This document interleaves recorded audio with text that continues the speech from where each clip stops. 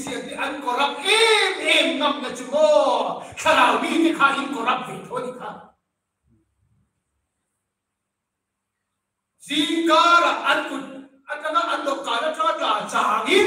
cả luôn bây giờ ăn politician thì ra rồi tôi mình ăn đi lâu tất cả à cái đi chúng ta thì ăn i về à vàng khan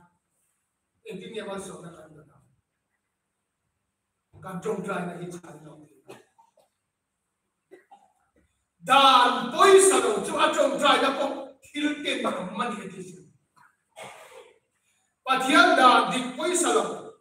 rong đàn bối sao càng trông trai là hết bát thiên thiếu tiền không mang